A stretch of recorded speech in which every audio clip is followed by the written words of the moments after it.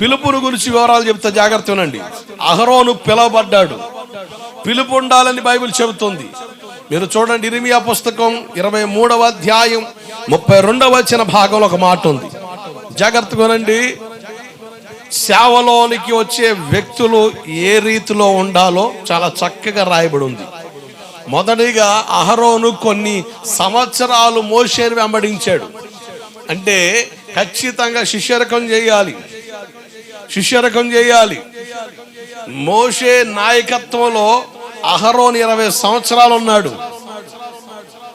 నా మధ్యకు వచ్చిన దైవజనులు జోసఫ్ రాజు గారి దగ్గర నేను 2 సంవత్సరాలు ఆయన కవరింగ్ లో ఉన్నాను.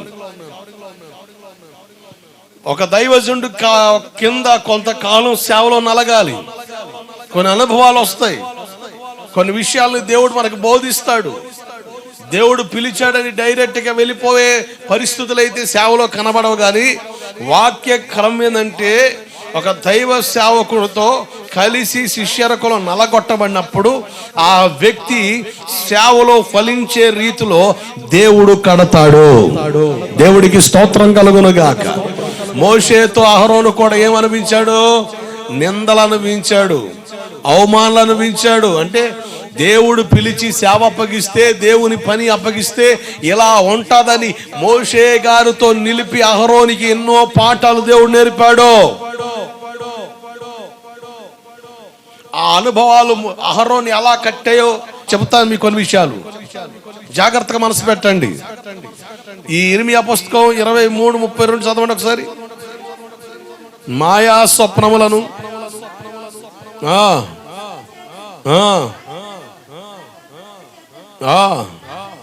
నా ప్రజలను దారి తొలగించు వారికి నేను విరోధిగా ఉన్నాను. ఇదే యెహోవాకు. నేను వారిని పంపలేదు, వారికి ఆజ్ఞ ఇయ్యలేదు. పంపలేదంటే వారిని నేను పిలవలేదు. I didn't call them.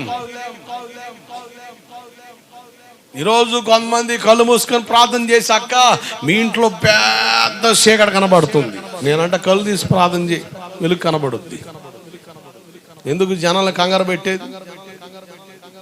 పిచ్చి మాటలతో జనాలు కంగారు పెట్టడం ఎందుకండి? జనాల వీక్నెస్ పట్టుకొని సేవ చేస్తే ఆర్థిక సహకారం బీభత్సంగా వస్తుంది. ప్రతిదానికి లెక్క అప్పగించు వాని వలె పని చేయవలసిన బాధ్యత సేవకునికి ఉంది. దేవుడికి స్తోత్రం కలుగునుగాక. హల్లెలూయా. సాటిస్ఫాక్షన్ ఉండదు సేవలో, సాటిస్ఫాక్షన్ ఉండదు, సంతృప్తి ఉండదు. నేను కూడా దైవిక క్రమాన్ని, సేవా క్రమాన్ని గ్రహించనంత వరకు సేవ చేస్తున్నా, వాడబడుతున్నా, ప్రసంగాలు చేస్తున్నా, ఓహో చార్లెస్ ఫిన్నీ గారు అంటే ఫైర్ రా బాబు, ఫైర్ బ్రాండ్ రా నాయన అన్న బ్రాండ్ పడ్డది. అయితే సాటిస్ఫాక్షన్ లేదు. కష్ట అంటే పడుతున్నారు, దురాత్మశక్తులు బయటపడుతున్నాయి, గందరగోళం అవుతున్నాయి. కానీ సేవలు ఎక్కడో కొరత, మనసులో సాటిస్ఫాక్షన్ లేని పరిస్థితి. దేవుడు ఒక దెబ్బ కొట్టి శూన్యంలో కూర్చోబెట్టి, అప్పుల్లో కూర్చోబెట్టి చాలా పాఠాలు నేర్పుతా సేవా పాఠాన్ని కూడా నేర్పాడు. ఇప్పుడు సంతృప్తిగా ఉంది. దేవుని కొరకు ఈ ఉన్నతమైన సేవను ఎలా చేయాలో ఆ విధానాన్ని గ్రహించిన తర్వాత చాలా ఆనందంగా ఉంది. ఈరోజు బైబిల్ ట్రైనింగ్స్ లో ఒకటి చెప్పట్లే. 40 days క్యాంప్స్కి వెళ్ళామనుకోండి, you are the hero. You reach the people and say, I command in the name of Jesus, the demons comes out. మీరు ప్రజల్లోనికి వెళ్ళిపోండి, యేసు నామని పలకండి, దెయ్యాలు బయటకు వస్తాయి. అంతే, యు ఆర్ ద హీరో. అంతే. సేవా క్రమం నేర్పిన దాఖలాలు లేవు, కనబడతలే.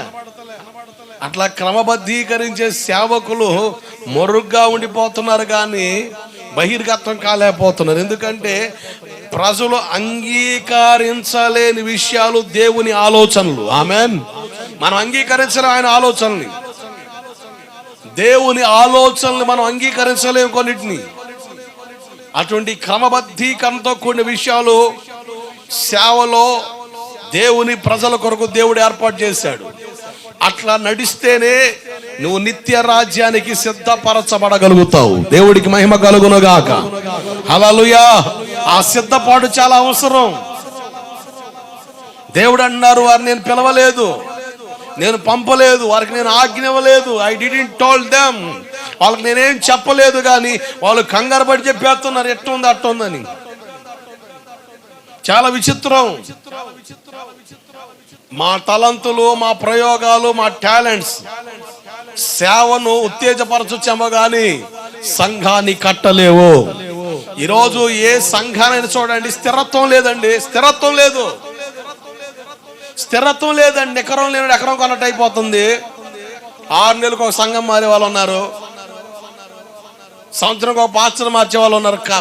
దరిద్ర పరిస్థితులు. సేవా క్రమం అర్థమైతే, సంఘ క్రమం అర్థమైతే నేను అంటాను, లోతుగా వేరు పారి వేరు తన్ని ఫలిస్తాం. ఆమేన్, హల్లెలూయా. ఒక చోట లోతుగా వేరు పారి వేరు తన్ని ఫలిస్తాం. ఒక మొక్కను తూకి ఒక చోట పీకి ఇంకో చోట నాటి, ఇంకో చోట పీకి ఇంకో నాటుతా ఉంటే అది సత్తదంతే. ఒక బతికొన్నా అది ఫలవంతంగా ఉండదు. బతికొన్నానన్న పేరే. ఈరోజు సేవలో క్రమబద్ధీకరణ లేవండి. చాలా విచిత్రం, చాలా దౌర్భాగ్య పరిస్థితి. సేవలో ఉన్న క్రమాన్ని ఎరిగి సేవకులుగా మేము సేవ చేస్తే, అదే క్రమాన్ని మీకు మేము బోధించగలిగితే, మనం ఖచ్చితంగా దైవిక క్రమంలో కట్టబడి దైవ పరిపాలన పద్ధతిలో బ్రతుకుతాం. ఆమేన్, హల్లెలూయా. దేవుడు సేవకు పిలుస్తున్నాడు అహరోన్ని, సేవకు పిలిచాడు అహరోన్ని. కానీ మీరు సేవలో పిలబడిన అహరోన్ విషయంలో కొన్ని భయంకరమైన వ్యతిరేకతలు వచ్చినాయి. సంఖ్యాకాండం 16వ అధ్యాయం మీరు చూస్తే 3వ వచన భాగం చదవండి ఒకసారి. దేవుని పిలుపు ఉంటే మనం ఎలా కొనసాగించబడతామో, దేవుని పిలుపు ఉన్నప్పుడు కలిగి వ్యతిరేకతలు ఏంటో చూద్దాం. విరోధముగా పోగుపడి, మీతో మాకు పని లేదు, సర్వ సమాజంలో ప్రతి ఓడు పరిశుద్ధుడే, మీరేదో పిచ్చి ముచ్చట్లు చెప్పి జనాలు బెదరు కొడుతున్నారు, అందరం పరిశుద్ధులమే. అహరోనుకున్న ఆ బాధ్యత మాకు లేదా? నేను చేయకూడదా? ఎందుకు చేయకూడదు? ఈరోజు పిచ్చి ఆలోచనలు, కోరాహు, దాతాన్, అభిరాములు మినిస్ట్రీస్ మనకు బయట కనబడతా ఉంటాయి. సేవా క్రమాన్ని బొత్తిగా పాడు చేసిన విధానాలు ఈరోజు అవే మనుషులు కోరుకోగలుగుతున్నారు, వాటిని ఇష్టపడగలుగుతున్నారు. దైవిక క్రమాన్ని అంగీకరించని పరిస్థితులు చాలా మంది హృదయం నుండి పోతున్నాయి.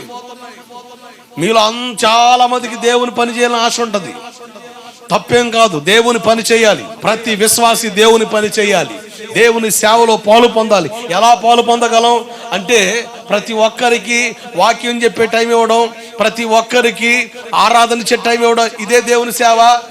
ఇదే దేవుని సేవ కూడా పిచ్చి ఆలోచన. ఒక సేవకుడు ఇక్కడ నిలబడి పని చేయడానికి చాలా చాలా చాలా విధానాలుగా కొనసాగించబడితే కానీ ఒక వ్యక్తి సేవకుడిగా నిలబడి సేవ చేయలేడు. అంటే ఆ సేవకుడిని ప్రోత్సాహకరంగా ఒక సిస్టమ్ పెట్టే విషయంలో కానీ, లేకపోతే ప్రారంభంలో వచ్చి పాటలు పాడే విషయంలో కానీ, ప్రతిది కూడా పరిచర్యే. నువ్వు నమ్మకంగా వచ్చి ఫస్ట్ వచ్చి పాటలు పాడుతా, పాటల పరిచయలో పాల్పొందుతున్నావు, అది సేవే. ఒకవేళ వచ్చి సిస్టమ్ కాడ కూర్చొని ఆపరేట్ చేస్తాం, అది సేవే. వాయిద్యాలు వాయిస్తాం, అది సేవే. వస్తున్న వాళ్ళని జాగ్రత్త కూర్చోబెట్టే విషయంలో పాల్పొంది, అది సేవే. కానీ ఈరోజు సేవగా వీటిని ఎంచలేదు. దేవుడు మనల్ని రాజులైన యాజక వంశంగా ఏర్పాటు చేసుకున్నాడు. ఆమేన్. మొదటి పేతురు పత్రిక 2వ అధ్యాయం 9వ వచనం ప్రకారంగా మనమందరం రాజులైన యాజక వంశం. ఏ కులం మంది? ఏ కులం అండి? ఏ కులం? ఈ లోకులు పెట్టే కులాలు కాదు. యాజకులం, రాజకులం, సేవకులం, బోధ కులం. ఏ కులం? యాజకులం, రాజకులం, సేవకులం, బోధ కులం. జాగ్రత్తనండి. దేవుడు మనందరికి ఆకిచ్చాడు చక్కగా సేవలో పాలు పొందే బాధ్యత. సేవ అంటే ఒక వాక్యం చెప్పడం అనుకుంటే కష్టం. నువ్వు వెళ్ళే ప్రాంతంలో సువార్త చేసి కొంతమందికి సువార్త చెప్పి దేవుని మందిరం నడిపించడం కూడా సేవే. ఇది కూడా సేవే. మరి ఎంతమందిని దేవుని మందిరం నడిపించగలిగావు? ఎంతమందికి సువార్త చెప్పగలిగావు? ఇది సేవ కాదా? దీని సేవకు ఎంచవా? వేల మంది కూర్చున్న చోట మైకి పట్టుకొని 2 మొక్కలు ఎగా దిగా చెప్పి తిరగేసి మరగేసి మాట్లాడమే సేవ అనుకుంటే భ్రమ. మీరు పొలాల్లోకి వెళ్ళినప్పుడు, మీరు పనులు చేసే స్థలాల్లోనికి ప్రభుని ఎరగని వాళ్ళు ఉంటారు, వాళ్ళకి సువార్త చేయడం సేవే, సువార్త సేవే. ఫిలిప్ సమరయ పట్టణానికి వెళ్ళాడు, సువార్త చేశాడు. ఆయన ప్రార్థన చేస్తుంటే దెయ్యాలు బయటపడుతున్నాయి, కుంటోళ్ళు లేచి నడుతున్నారు, గుడ్డోళ్ళు చూస్తున్నారు, దురాత్మశక్తులు పారిపోతున్నాయి. అసలు ఆ పట్టణంలో సంతోషం లేదండి. అంత దురాత్మ శక్తులతో నింపబడి గందరగోళం గందరగోళం గందరగోళం, వ్యాధులు, బాధలు, మరణాలు, గందరగోళ పరిస్థితులు. ఈ సేవకుడు నిలబడగానే, ఈ సువార్థకుడు నిలబడగానే, దేవుని వాక్యం ప్రకటించగానే అద్భుతాలు జరిగాయి. ఇంకేముంది, ఒక పట్టణమే కదిలింది. ఇక దేవుడు నన్ను సేవకు పిలిచేసాడు అని చెప్పేసి సంఘం కట్టి సేవ చేయలే, అపోస్తులను పిలిచాడు. పేతురు గారు, యోహాను గారు పిలిస్తే వాళ్ళు వచ్చి వాళ్ళ కొరకు ప్రార్థన చేస్తూ ఉంటే ఫిలిప్ గారు చేతులు కట్టుకుని నిలబడ్డాడు. క్రమం. దాన్ని అపోస్తులకు అప్పగించి ఇంకో చోటుకి వెళ్ళిపోయాడు. మీరు వెళ్ళే ప్రాంతాలు ఉంటాయి, అయ్యా పలానా ప్రాంతాల్లో సువార్త లేదు, కాస్త ఎఫర్ట్, సేవకునికి ఎఫర్ట్ అక్కడ సువార్త ప్రకటించబడ్డానికి. సేవకునికి కాస్త ఆదరణ నిలబడి, అయ్యా పలానా చోట సువార్త లేదు, నేను చూశాను, ఆ ప్రాంతంలో సువార్త కొరతగా ఉంది, కనుక మనం సువార్త చేద్దాం అని సేవకుడితో సహకారం నిలబడితే ఆ ప్రాంతం సువార్త వెళ్ళిపోద్ది. ఒకవేళ పలానా ప్రాంతంలో సంఘాలు డీలా పడుతూ ఉంటాయి, వాళ్ళ సేవకులు కొంచెం బలహీనంగా ఉంటారు, అటు సంఘాలు ఇబ్బంది పడతాయి, అయ్యా పలానా సంఘం బలహీనంగా ఉంది, ఆ సంఘాలు బలపడుతుంది, తప్పేముంది? అట్లా సువార్త వ్యాప్తి చేయడంలో నువ్వు ఒక పాత్ర నిలబడితే అది సేవే. ఒకవేళ దేవుడు సేవ నిమిత్తం పిలిచాడా, దేవుని పిలుపొందుకుంటే అన్ని వదులుకొని సేవ కొరకు వచ్చేయాలి. దేవుడికి స్తోత్రం కలుగునుగాక. నేను ఉద్యోగం చేస్తా, సేవ చేస్తా, లేకపోతే నేను ఇది చేస్తా, సేవ చేస్తా, ఇలా కూడా సేవ చేయొచ్చు. అరే బాబు, క్రమాన్ని పాడు చేసే బుద్ధిహీనమైన ఆలోచన రా నాయన. సేవ చేయి. ఎట్లా సేవ చేయాలి? నువ్వు ఒక సేవకుని అనుసంధానమై స్వార్థ చేయి, దేవుని మాటలు ప్రకటించు, దేవుని ఆలోచన చెప్పు. అక్కడ ఏదైనా కూటం పెట్టే అవకాశం ఉందా, సేవకుంటే ఎఫర్ట్ నిలబడు, అక్కడ సేవ జరగడానికి అవకాశంగా నిలబడు, తప్పేం కాదు. ఈరోజు ఇట్లా కాకుండా వేరు కోణంలో పోయే పరిస్థితులు.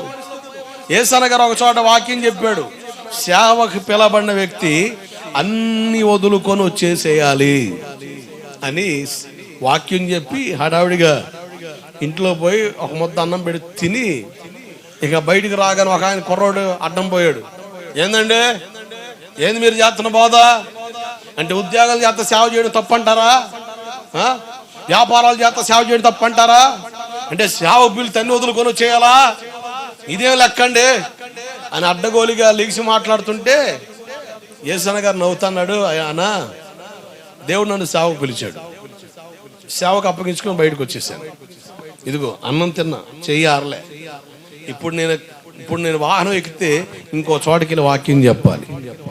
అదే నేను వ్యాపారం చేసేవాడిని అనుకో, ఈ పూటకి ఇక్కడ ముగించుకొని సాయంత్రం కుదరదులే, నాకు వేరే పని ఉంది అని సేవను బ్రేక్ చేసి మన సొంత పనులు చేస్తాం. అసలు మనం దేవునికి అప్పగించుకొని సేవకు వస్తే అసలు ఆ విరామం లేకుండా వాడుకోవడానికి ఆయన ఇష్టపడుతుంటే మధ్యలో బ్రేకులు తీసుకుంటున్నాం ఏంది అనగా ఆయన ఏం మాట్లాడలే. అవును కదా, నిజమే కదా, ఎంతో సేవ ఉంది కదా, మధ్యలో మళ్ళా మన సొంత.